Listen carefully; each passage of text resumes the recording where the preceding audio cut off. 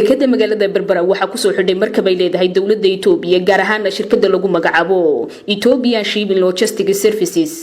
kaasi oo lagu magacaabo Gimbe oo lagu magacdaray webi ku yaala dalka Itoobiya waxa ka wakiila markabkan dekada magaalada Berbera ku soo xidhay shirkadda lagu magacaabo Integrated Shipping Services Berbera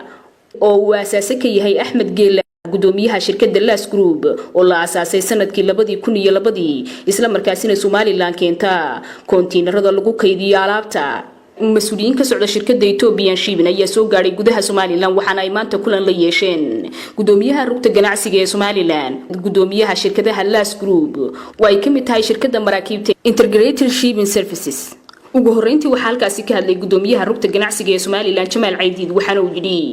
we have here a guest from Ethiopia, CEO, Assistant CEO for Shipping Line in Ethiopia. waxa halkan inala jooga marti inooga timid wadanka Ethiopia kuwaasi oo ay kamid yihiin gudoomiye ku-xigeenada shirkadda Ethiopian Shipping Logistics Services and Enterprise oo socdaalkoodu yahay kii ugu horeeyay ay ku yimaadaan Somaliland waxayna halkan inala joogeen maalmihii la soo dhaafay waxay bilaabayaan mustaqbalka dhow adeegyadooda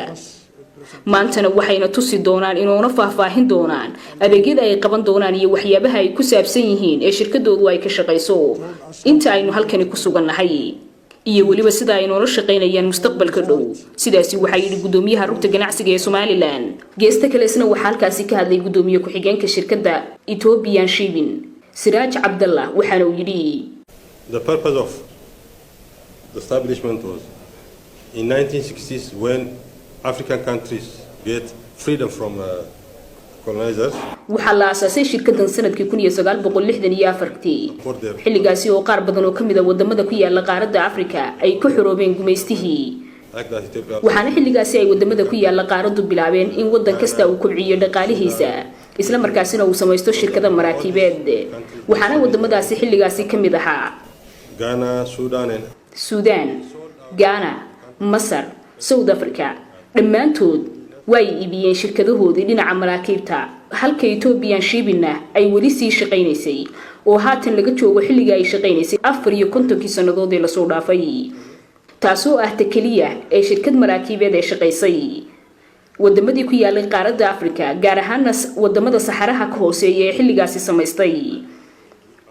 waxaanu bixinaa adeegyo badan oo la xiriira badeecadaha kala duwan ee badaha isaga kala goosha taasi waxay sababi kartaa koritaan dhaqaale ee wadamada ku yaala qaaradda waxaanu leenahay maraakiib ay shirkadda qaranku gaar u leedahay qaar kale waan soo kireysanaa qaar kalena heshiisyo kala duwan ayaan kula jirnaa when you consider the rates the mere presence of our company in our geesta kale isna waxa halkaasi ka hadlay Wenderson oo ah gudoomiye ku-xigeenka maraakiibta ee shirkadda Ethiopian Shipping joogitaanka shirkadda Ethiopian Shipping ee halkani waxa uu sababi karaa in ganacsatada reer Somaliland ay helaan nool jaban tartanka ay Ethiopian Shipping la galayso shirkadaha kale ee maraakiibta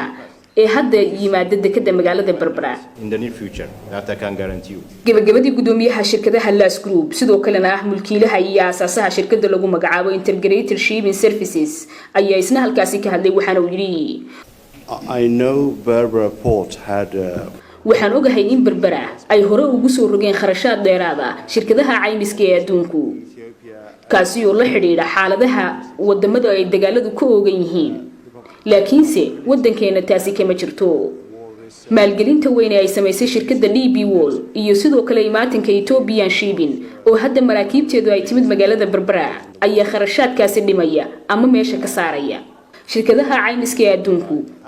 waa in taariikhdooda ay ku saleeyaan xaqiiqada dhabta ah ee ka jirta magaalada Berbera Somaliland waxay leedahay taariikh nabadeed oo soo taxnayd sanadihii la soo dhaafay ganacsatada Somaliland waa inay ku qanciyaan dilaalinta maraakiibta soo rara in ay Berbera tahay dekad shaqeynayso oo caalamiya isla markaasina ay marin u tahay Ethiopia oo ay isku xirayso Ethiopia iyo dunida inteeda kale it's a transit point for Ethiopia. It's an outlet to the sea for our big neighbor Ethiopia. So there's no more There's no more. shirkadda ISS ee uu gudoomiyaha ka yahay Axmed Cismaan Geelle gudoomiyaha shirkadaha Las Group iyo sidoo kale shirkadda Ethiopian Shipping ay heshiiskooda waxay wada galeen sanadkii 2009 xilligaasi oo aanay suuragal ka ahayn in Ethiopian Shipping ay ka shaqeyso dekedda magaalada Berbera